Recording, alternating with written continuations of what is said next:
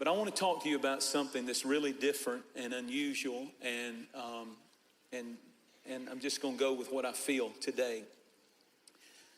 11 years ago, in 2007, Steve Jobs walked out onto the platform at Apple, and he held up a device kind of like the one that I've got in my hand, and he told the people that inside of this phone will now be a computer that can reach all over the world. Not only that there would be video capability, that there would be pictures. And this, to the young people, the millennials, this sounds so what-ish to you. So what? You don't understand coming up and using phone booths. You don't understand the first mobile phone that my daddy bought that had a sachet that he carried it in with cords, and you walked around with an antenna sticking out in the air. You don't understand that this is the shocking thing, just 11 years ago, the world was forever changed, miraculously, never to go back like it would be before. And the millennials, who are people who are 30 years of age or under. How many millennials are here? Raise your hand if you're 30 years of age or under. Let me see your hand. This is a millennial church. Good Lord. Raise your hand up. Y'all need a younger pastor. I can tell you that right now. Jesus, that's scary. I hope your parents are giving for you, because you're not known for giving. But let's keep going. Let's keep going. That's true. Let's keep going.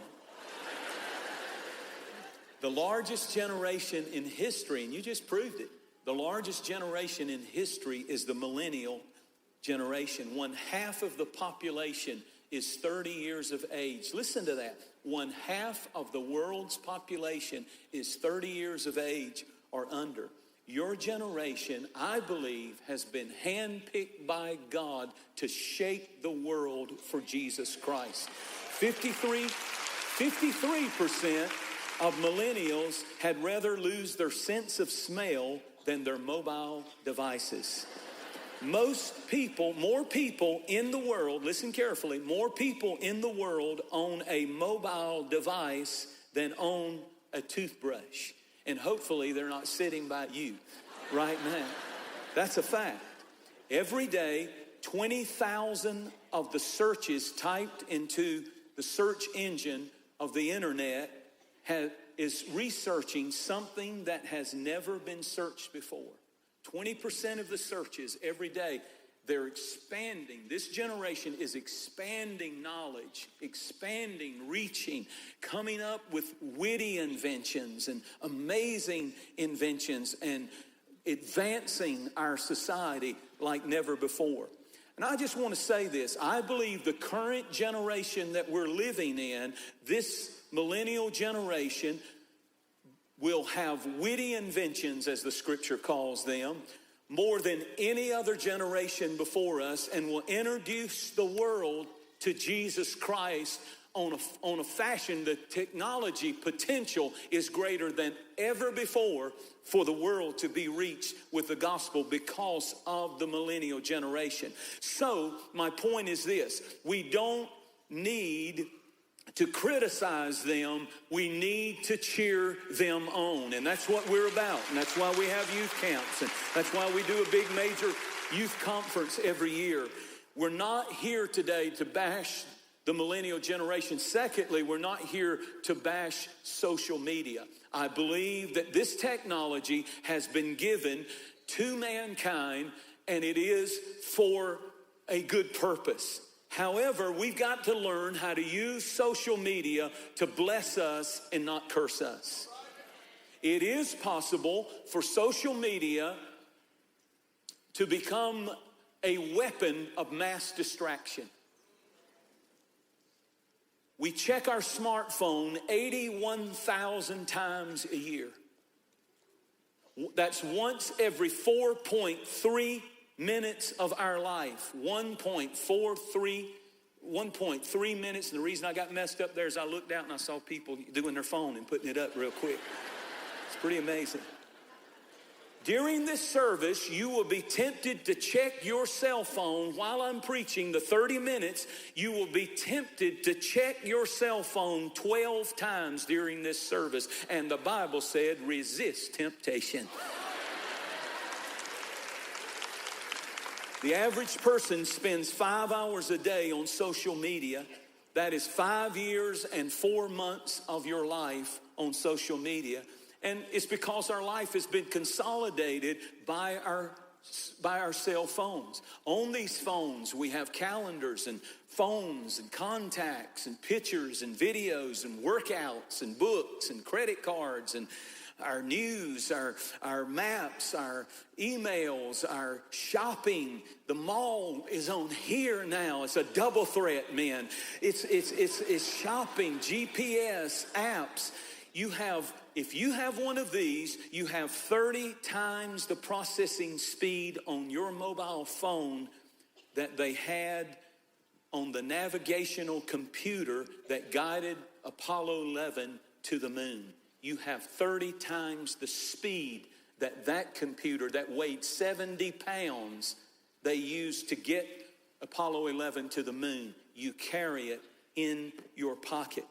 54% of people check their smartphone within minutes of waking up. 71% of people sleep with their cell phone next to them. 73% of people check social media feeds before they enter into any spiritual discipline in their life every day. Teenagers, if you're a millennial, teenagers spend 9 hours a day on average on social media. That ends up, listen to me carefully, that ends up 24 years of your life doing this.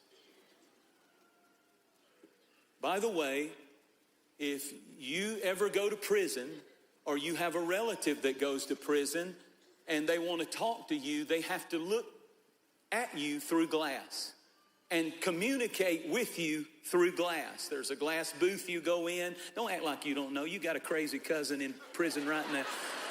And you talk through that glass. And maybe that's why they call it a cell phone if it gets out of control in our life, because it actually becomes the only way that we communicate with people is through the glass. 5 inches of glass. For 26 years in prison behind 24 years behind 5 inches of glass. The moment we grow bored with real life or real people, at the scroll of a thumb, we can tune them out. Real live people can be tuned out. Granny can be completely taken out of our life because she's not on here. And we can completely ignore those people. They'll be gone in a few years, and we're sitting there with them, but we're doing this. And that is one of the negatives. 210 million people suffer from social media addiction. Single young females are the most vulnerable group.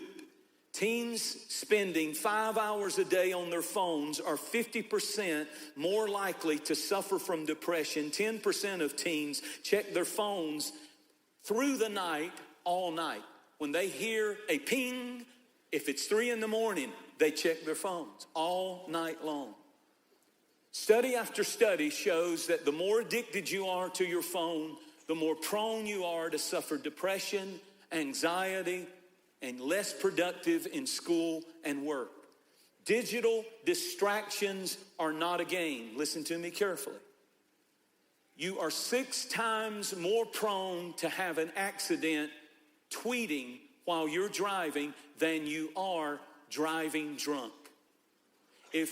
None of you with a good sense will go out and get in a car and drive drunk, but the latest statistic is if you text and drive, you have 6 times more of a chance of being in an accident if you're doing this while you're driving than actually being drunk and driving.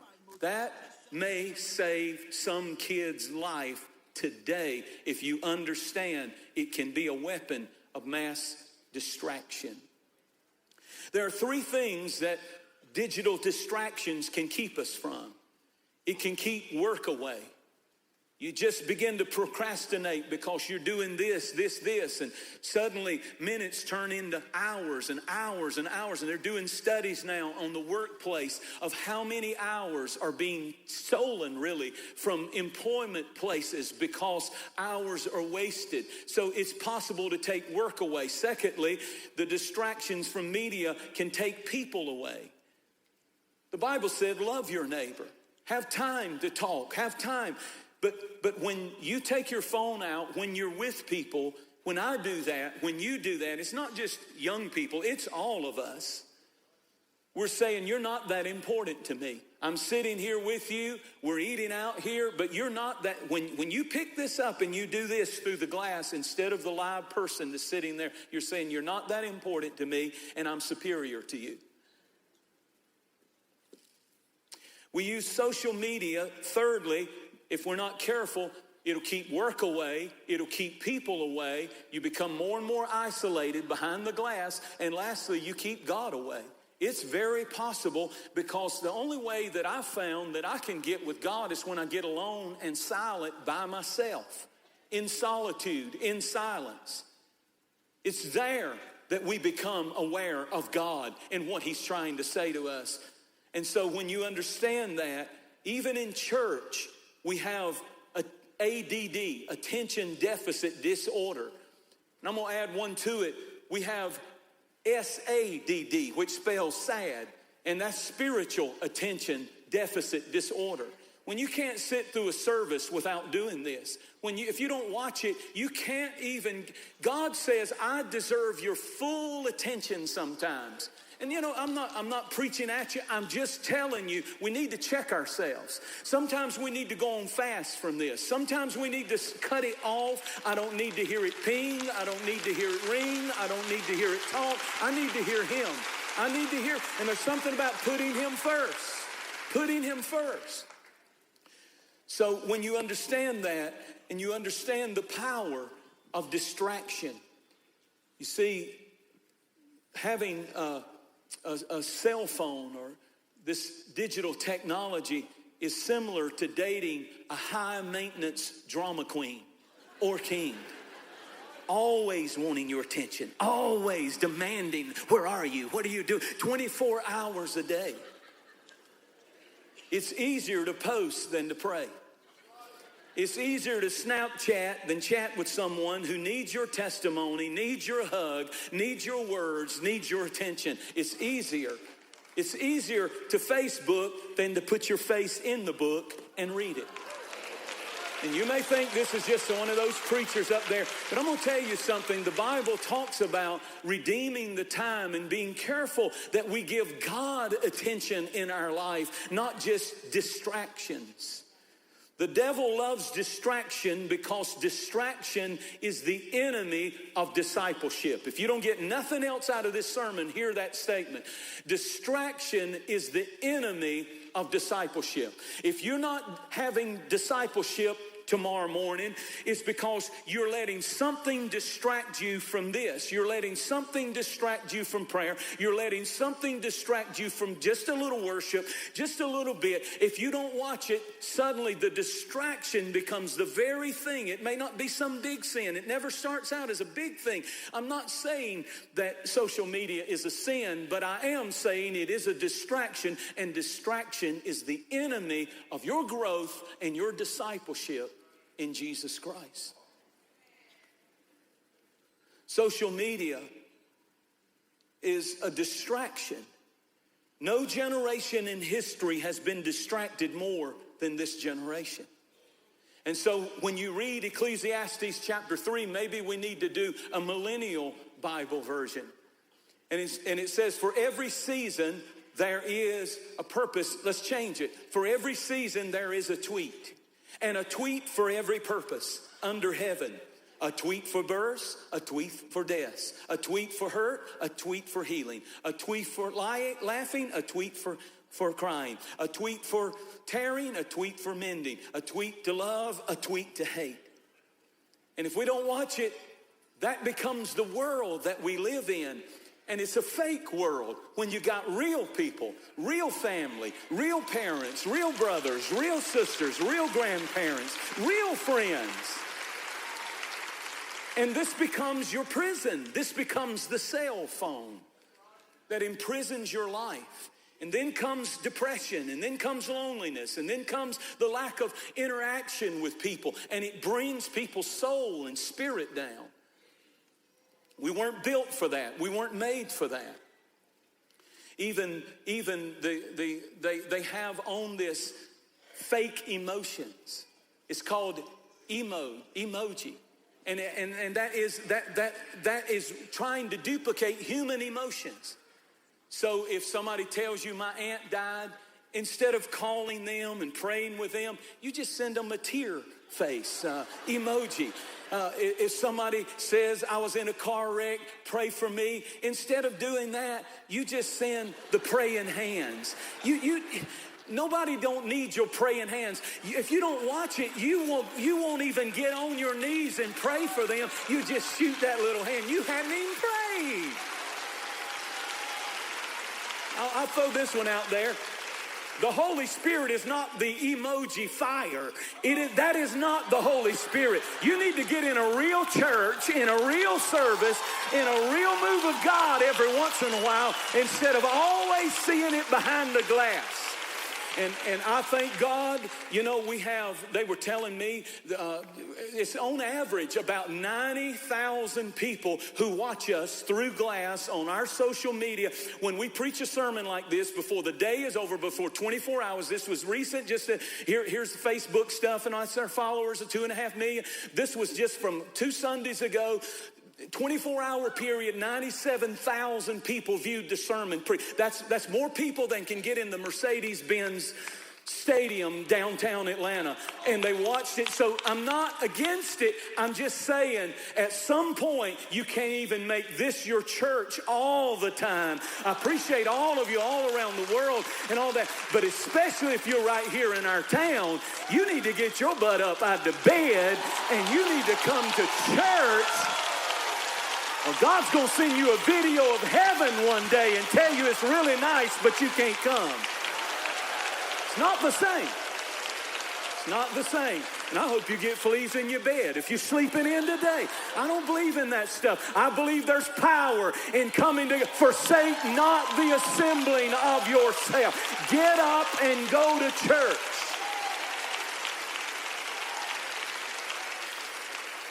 But if you don't have a church, and right now you need a church, we're glad you're watching. Did I make that clear? Just checking.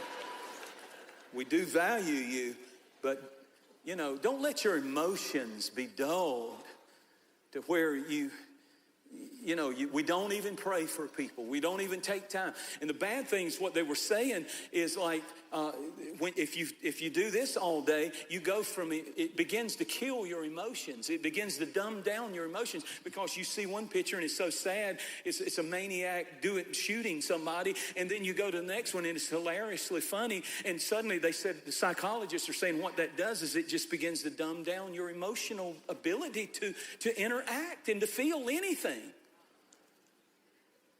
And so these are things that we must understand.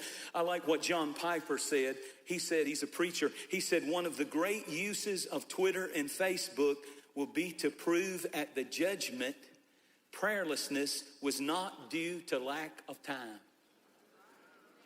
And can I tell you this? The Bible said in Matthew 12, listen to this warning, that every idle word men shall give account for that they speak. Every idle word, I'd like to add, every idle tweet, every terrible mean comment on Facebook. I don't know how Christians say some things to people, especially lost people. They just say whatever, hiding behind the screen. There's things in me, I may not agree with what somebody's saying or doing, but I can't say just anything because the Holy Spirit convicts me of that stuff. And here's the funny thing, put it back up and leave it up. He said every idle word, you better be careful what you say because guess what? Your thumbprint is on it. they'll never know I said this, but I heard they're going through this, and I think I'm going to terrorize them on the internet and bully somebody. Guess what? Your thumbprint's on it.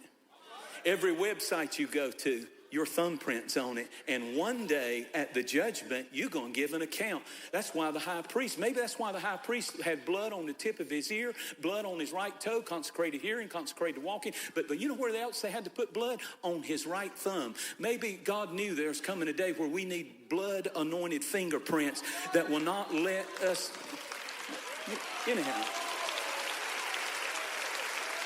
So what do we do? What do we do?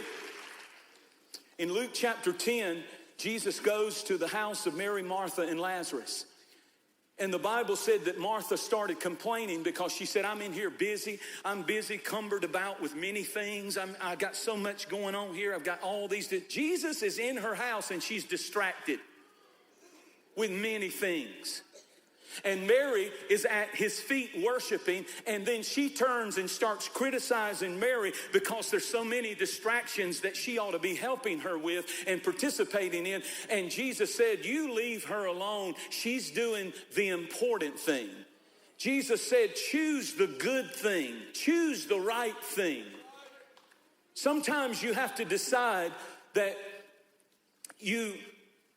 if you're going to be distracted by many things, or focus on the one thing that really matters in your life, and that is Jesus. Are you going to fill up your soul with that which is eternal or that which is entertainment? Because you have to choose daily how much hours you're going to spend in entertainment versus eternity. This is eternity. This is entertainment. I'm not against either one, but I'm telling you, when this one begins to take over your life, and this is nothing but a Sunday morning experience for you, your Christian walk is taking a major hit because you're being distracted by the enemy, and distraction is the enemy of discipleship. Jesus answered, and he said, you're anxious with many things, but you need to choose what matters the most, and that is your relationship with Jesus Christ. Jesus told the story of the sower who sowed the seed, and he said the seed is the word of God. And it fell on 4 different kinds of ground. And when he sowed the seed, the Bible said the birds came and stole it. Just as soon as the word was sown, distractions. And then thorns choked it, and the ground was hard. So 75% of the seed of the word that is sown, the enemy uses distractions to steal it. Only 25% of Jesus himself taught this lesson. He said only 25% of the seed finds good ground that produces 100-fold in a person's life. And he's warning of distractions, that distractions will begin to steal from your soul the power of God's purpose and God's destiny and God's word in your life. And I don't care who you are, you better get your own walk with God, and you better get your eyes off many things and get it on one thing. I need to be at his feet. I need his favor. I need his help. I need his joy. I need his direction for my life. Good ground. You have to decide, is it going to be the screen or the seed every day of your life? Give the seed its place, and then give the screen its place. But you will have to choose between the screen and the seed every day of your life. The screen or the seed. Eternal or entertainment. I'm almost done, but listen. Did you know that you're more likely to die from trying to get a perfect selfie than shark attack? 270 people die trying to get beautiful, perfect selfies. Come on, honey. Come out here on this cliff. What a view. Hold little Junior out there too. And the thing gives way, and they crash, and they fall. Selfie. It's possible, this is a new term that psychologists are beginning to talk about, it's possible to be liked but lonely. Liked but lonely is very pervasive in this generation. I'm getting a lot of likes, but I'm sitting lonely. Social media makes elders invisible. It's possible to have the illusion of companionship without the demand of relationship. It's possible to be in relationships with people online, but you have none of the demands of companionship. And when you understand that, you have to trade real moments right now for past moments of someone else.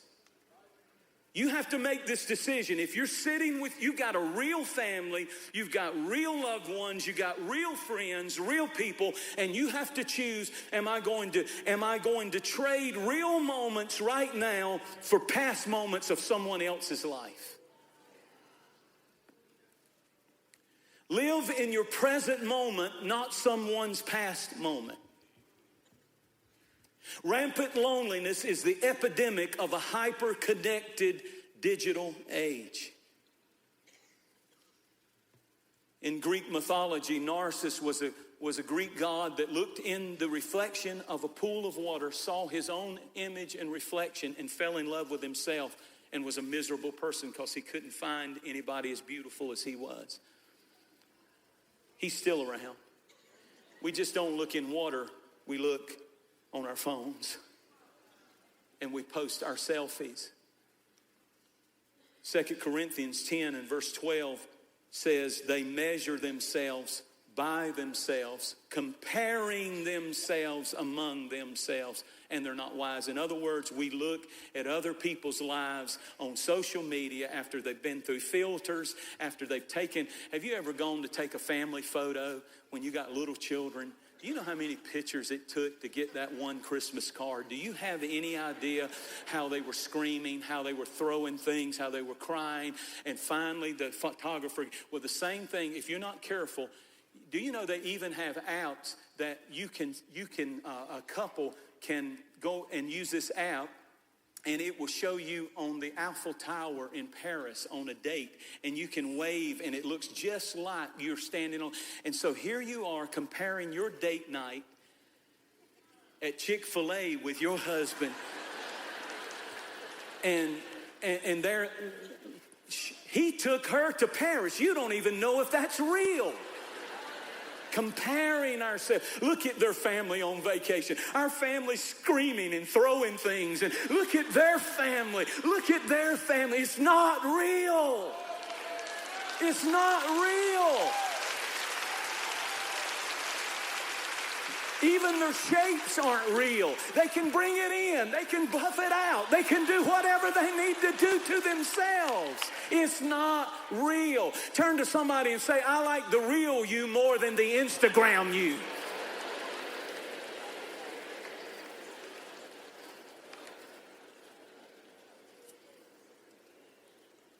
I close with this. John 12 said Jesus rode into Jerusalem. And it said the people began to say, Hosanna, wave the palm branches. But some would not.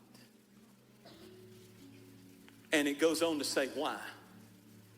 Because they love the praise of men more than the approval of God. Sometimes if you follow the Lord Jesus Christ, the world will unfollow you. And you have to decide, do you love the praise of people and a culture that has lost its direction? Do you praise that more than the approval of God? Sometimes if you follow the Lord, the world will unfollow you.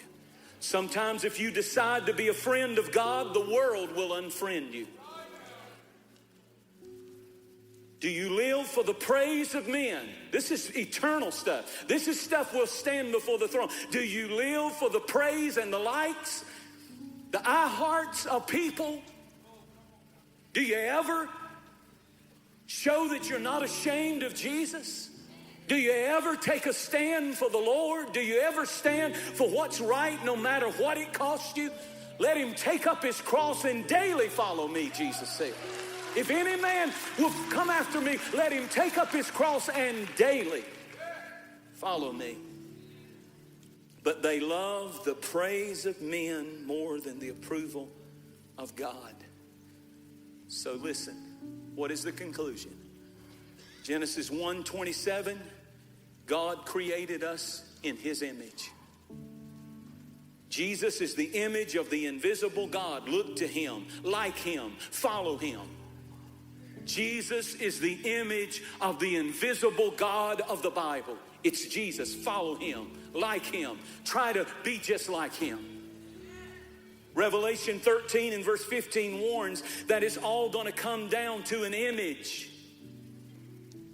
The Antichrist commanded that they worship the image of the beast. That he's going to present an image that you have to conform to in every way. What you look like, what you wear, where you go, what you say, what is acceptable to culture. And you are to line up to the image. And he said that he commanded that they worship, listen, the image of the beast. I propose to you that we're being conditioned right now to worship the image of the Antichrist. When people don't have anything in them that will stand for what is right, we're being conditioned. And we love the praise of men more than the approval of God. So in conclusion, I just tell you, I'll tell you this. Through the years, you know, God's helped me meet sometimes with powerful people. You know that I've been in the Oval Office numerous times. The Lord reminded me of something when I was getting this together. He said, you know, before you go in to meet with the president or meet with a king, the first thing they'll say to you in the outer office is, give me your cell phone. And they have a little box that they put your cell phone in. Because if you're going in to meet with the king, if you're going in to meet with somebody who has power, you can't have the distractions with you. And the same is true. How much more? The King of Kings and the Lord of Lords, he will not share. He says, that has its place. That's fine. I give all knowledge comes from me. I'm the beginning of knowledge. But keep the main focus on not many things, but one thing. Am I following him? Am I liking him? Am I being made like the image of Jesus or the image of the Antichrist? Which one is influencing me the most? Because many will be deceived. But we're hearing truth today. And it can set you free. And maybe we ought to declare a fast. We do 21 days of fast. But maybe every once in a while you ought to listen to the Holy Spirit when he says, turn that off and give me a week. Turn that off and give me a day. Because I need to be with you and you need to hear my voice. Every head bowed, every eye closed. I'm going to do it different. Normally we do big altar calls here and we'll do that next week. But if you're in this room and you would say, Pastor Jentezen, I need to follow Jesus. I like him. I want his blood to cleanse me and forgive me. And I want my fingerprint to have the blood of the Lamb on it. I want to get right with God today. And I'm not right with Jesus Christ. If that's you at any and all of our campuses and you would say, I need a new start. Every head bowed, every eye closed. I'm not going to make you come forward. I normally do that. And there are many that come. But right where you're standing, look, I want you to lift your hand and say, that's me. I need to get right with the Lord today. If that's you, boldly raise your hand. I see them, I see them, I see them. Beautiful, amazing, amazing. I love it. Great, great, great. Every hand raised, God sees it. Hold your hand open like your hand wide open. I want God to see your thumbprint because you're the only one that has that thumbprint, and the blood is going to cover your thumbprint. And on Judgment Day, the Lord's going to say, that one's mine. He's got blood on his thumb. And it's you cannot erase the blood of Jesus once it is applied. Everybody pray this prayer. Raise your hand, raise that hand high, and let's pray it together. Lord Jesus, I give you my life. Cleanse me, forgive me, save me in the mighty name of Jesus.